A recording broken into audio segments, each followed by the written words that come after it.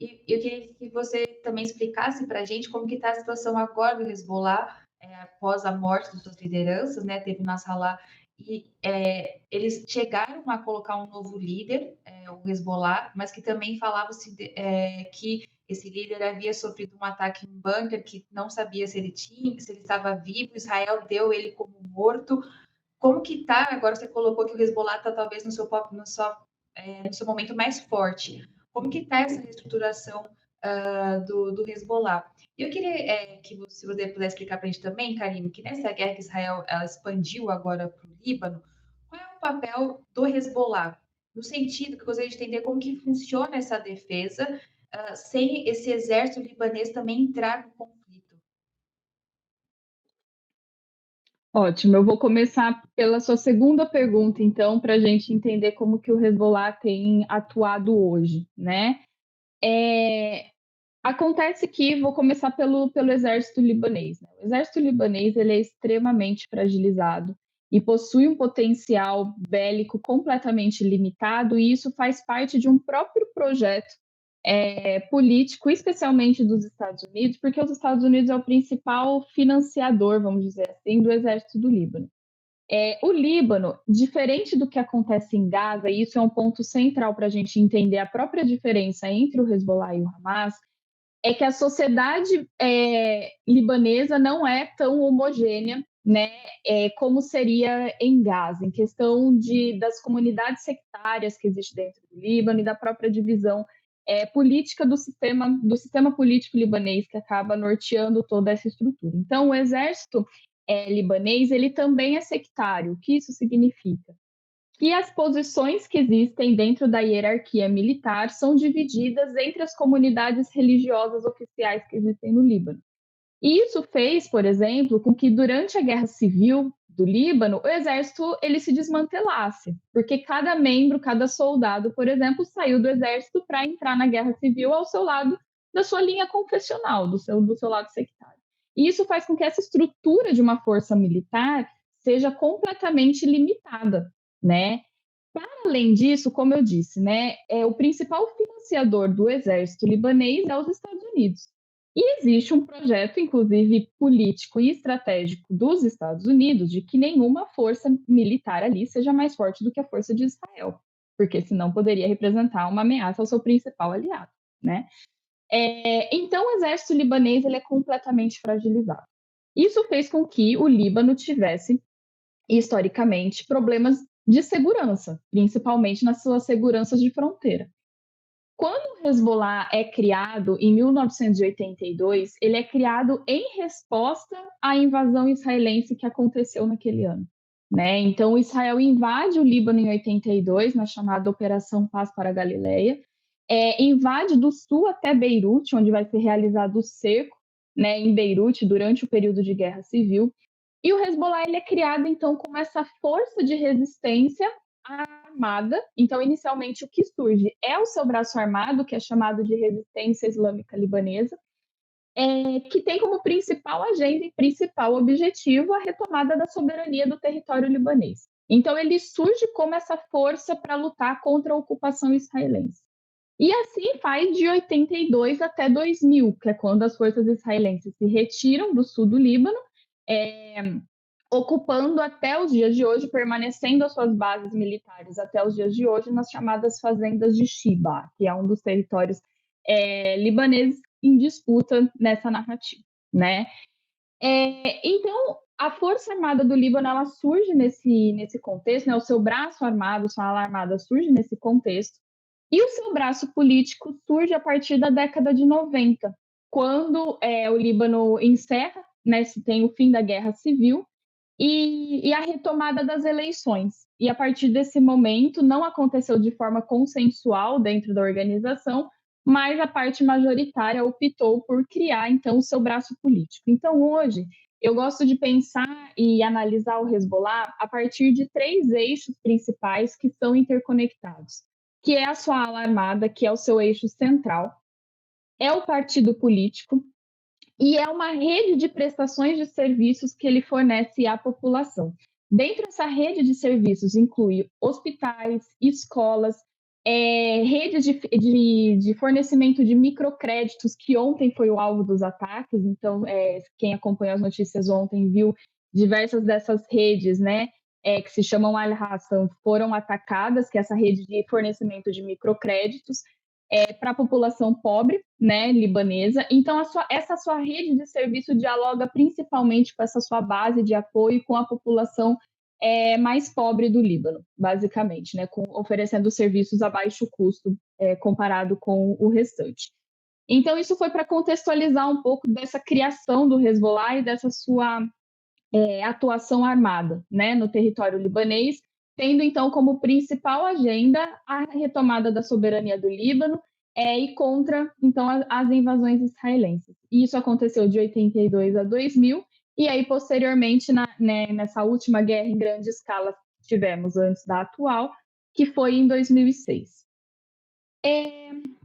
Pensando então no Hezbollah a partir do 8 de outubro, né, que após os ataques do Hamas a Israel no dia 7 de outubro e o início do genocídio em Gaza, no dia 8, o Hezbollah realizou um primeiro ataque, considerado um ataque simbólico, nas fazendas de Shiba, que é exatamente esse território libanês que ainda possui bases militares israelenses, né? A partir desse primeiro ataque simbólico, se iniciou uma série de ataques e contra-ataques na região da fronteira, que até o mês passado estavam num conflito que a gente chama de moderado, né? Salvo algumas exceções muito pontuais que aconteciam de um lado ou de outro. O conflito ele estava localizado na região da fronteira, com ataques utilizando armamentos de leve a moderados, muito artilharia e mísseis de curto alcance, como as Katyusha, enfim. Então, ele estava bem centralizado. Isso muda dentro de uma conjuntura que eu acho importante a gente analisar, que é exatamente do que estava acontecendo em Gaza, né? Porque, como a gente tem acompanhado, o governo do Netanyahu não conseguiu atingir os seus principais objetivos em Gaza, que é a destruição do Hamas. Não se destruiu o Hamas, e, na verdade, o que a gente vê, principalmente agora no cerco ao norte, é que o norte, que Israel dizia que estava limpo do Hamas, na verdade, os confrontos ali voltaram, né? Então, não se teve essa limpeza, como foi dito, do Hamas naquela região, né? Assim como, então, não se destruiu o Hamas, que continua realizando ataques e realizando a resistência dentro daquele território. E a questão dos reféns, que também não foi solucionada depois de 12 meses de genocídio, né? Não se conseguiu a devolução ou a troca ou recuperar esses reféns. Dentro desse contexto de que nenhuma dos objetivos principais que eram anunciados, né, por Israel, porque se a gente for ver objetivos de fundo, existe um projeto expansionista, existe um projeto de limpeza étnica e tudo mais, mas esses eu estou falando dos objetivos anunciados, né? Então, o que eles colocam, não foram atingidos. Então, nesse momento, né, no mês passado especificamente, a gente vê que um outro elemento, uma outra variável entra no discurso, que é a questão da população que migrou do norte. E aí, o Netanyahu, principalmente, os seus principais comandantes ali das forças israelenses, começam a anunciar que o objetivo de Israel é fazer com que a população deslocada do norte possa retornar. E para isso, então, as principais brigadas, né, que é a Brigada Golani, enfim, essas forças, essas brigadas que compõem as forças israelenses, se deslocam para o norte, e aí a gente tem o que começou, né, a partir do dia... Nossa, minha cabeça já está bagunçando as datas. Se eu não me engano, a partir do dia 23 de setembro, que são os ataques aéreos massivos no território libanês, muito próximo do que foi feito em Gaza. Eu acho que a gente tem que tomar muito cuidado de dizer que o que está acontecendo em Gaza é a mesma coisa que está acontecendo no Líbano. Não é. Até porque os projetos são diferentes. A gente não tem uma limpeza étnica acontecendo no Líbano ainda. A gente não tem um projeto genocida, uma estratégia genocida acontecendo no Líbano ainda. Então, a situação, a proporção é completamente diferente, assim como os objetivos de Israel em cada um dos lugares também é diferente. Isso precisa ser considerado. A gente tem falado bastante, estávamos falando agora sobre a questão doméstica do Hezbollah, mas eu queria te perguntar uma questão do Hezbollah internacional. Isso porque, Karime, tanto o seu mestrado quanto agora a sua pesquisa de doutorado, você pesquisa o processo de designação do Hezbollah como uma organização terrorista nos Estados Unidos, mas também em alguns países da América do Sul. Eu queria te perguntar como se dá esse processo, mas também olhar para como esses mesmos países estão se posicionando hoje sobre o que está acontecendo entre Israel e o Líbano. Perfeito, Fernanda. Eu sobre essa questão, né? Só gostaria de fazer um acréscimo dessa questão doméstica do Hezbollah, que eu acho que é muito importante para a gente entender os últimos ataques de Israel, especialmente ontem, né?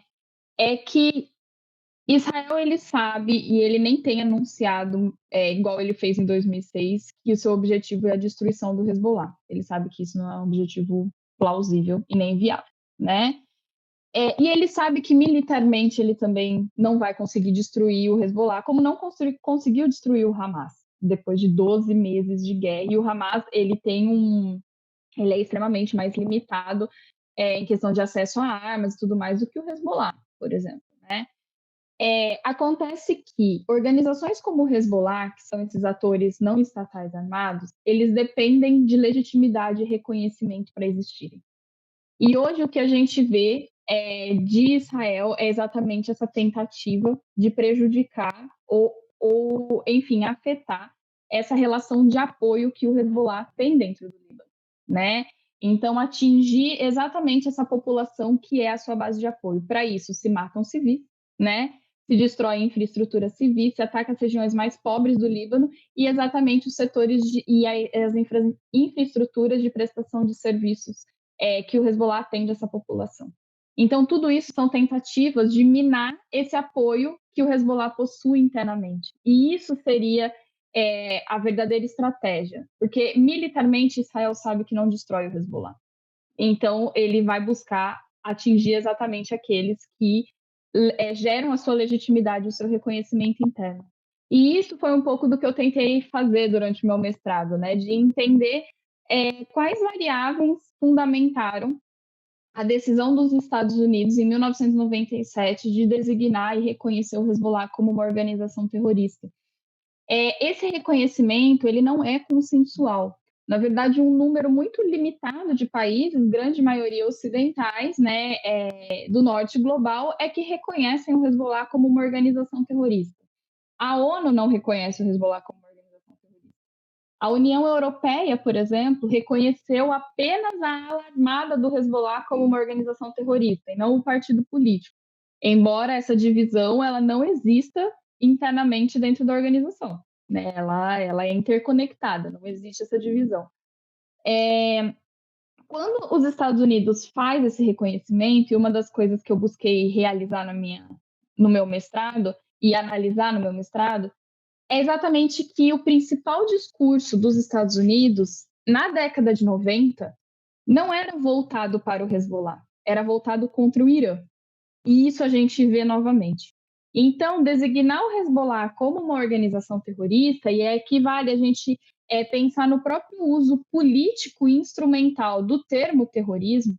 Não estou dizendo que táticas terroristas não existam, elas existem historicamente e elas sempre foram utilizadas em guerras e conflitos armados, né? Tanto por estados como por não estados, por atores não estatais. Mas existe uma diferença entre ação e atores. O processo de você reconhecer atores enquanto terrorista é um processo político, é uma decisão política, né, que visa exatamente a deslegitimação e justificar, por exemplo, no caso do Irã, a aplicação de diversas sanções, né? Então, o que eu busquei fazer foi exatamente isso, né? Os Estados Unidos foi o segundo país do mundo a reconhecer o Hezbollah como terrorista, o primeiro foi Israel, né? Mas a partir do momento que os Estados Unidos faz esse reconhecimento, ele passa a pressionar para que outros países também façam, porque isso é uma forma de tentar gerar um isolamento desses atores anti-Estados Unidos no Oriente Médio. A América do Sul, ela entra nesse bolso, né? E as principais pressões exercidas pelos Estados Unidos sobre os países sul-americanos vai ser através de pressões econômicas, né?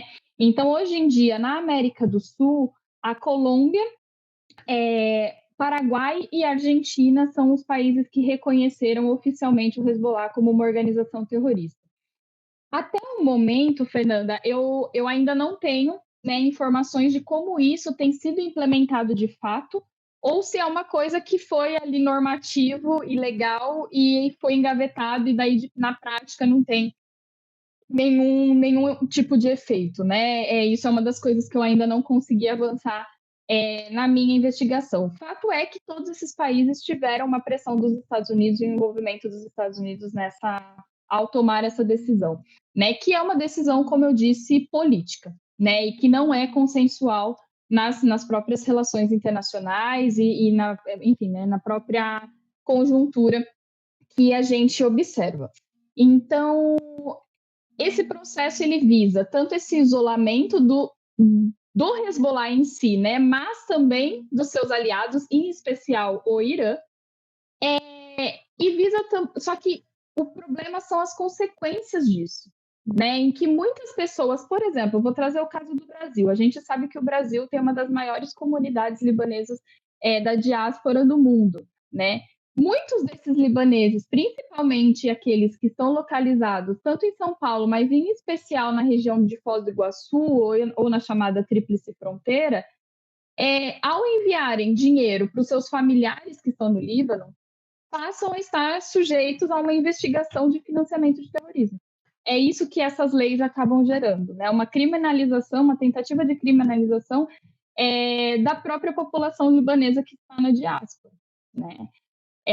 Isso, enfim, então isso acaba prejudicando toda a relação, tanto internamente, né, dessa diáspora libanesa, mas também, enfim, gerando problemas financeiros mesmo dentro do Líbano e tudo mais. E como eu disse, o Hezbollah ele